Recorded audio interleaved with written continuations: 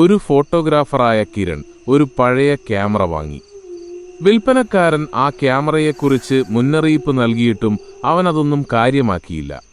അവൻ തൻ്റെ മുറിയുടെ ചിത്രമെടുത്തപ്പോൾ അതിൽ ഒരു നിഴൽ രൂപം കണ്ടു. അത് ക്യാമറയുടെ പഴക്കം കാരണമാണെന്ന് കരുതി അവൻ അത് അവഗണിച്ചു.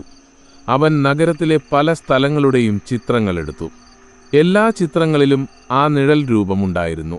ഓരോ ചിത്രത്തിലും അത് കൂടുതൽ വ്യക്തമായിക്കൊണ്ടിരുന്നു. അവൻ ആ രൂപത്തെക്കുറിച്ച് ചിന്തിക്കാൻ തുടങ്ങി. അവൻ ആ സാധനങ്ങൾ വിൽക്കുന്ന കടക്കാരൻ്റെ മകൻ്റെ അടുത്തേക്ക് പോയി. ആ ക്യാമറ ഒരു പത്രപ്രവർത്തകൻ്റേതാണെന്ന് അവൻ പറഞ്ഞു. ഒരു കൊലപാതകത്തിൻ്റെ ചിത്രമെടുത്തതിനു ശേഷം അയാൾ ദുരൂഹമായി മരിച്ചെന്ന് അവൻ പറഞ്ഞു. ആ ക്യാമറ ചിത്രങ്ങൾ എടുക്കുക മാത്രമല്ല, മരിച്ചവരുടെ ആത്മാക്കളെയും ചിത്രീകരിക്കുന്നുണ്ടെന്ന് കിരൺ മനസ്സിലാക്കി. ആ നിഴൽ രൂപം കൊല്ലപ്പെട്ട വ്യക്തിയുടേതായിരുന്നു. ആ പ്രേതം ചിത്രങ്ങളിലൂടെ അവനുമായി ബന്ധപ്പെടാൻ തുടങ്ങി.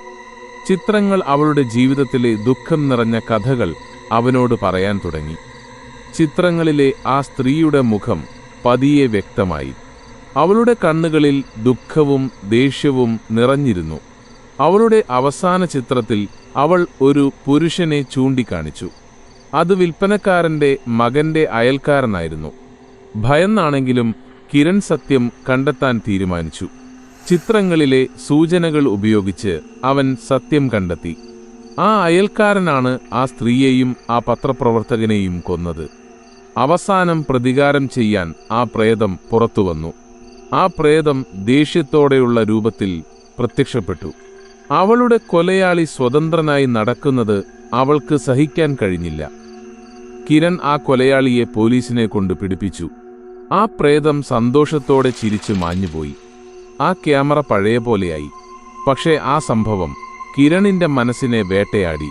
പിന്നീട് അവൻ ഫോട്ടോഗ്രാഫി നിർത്തി.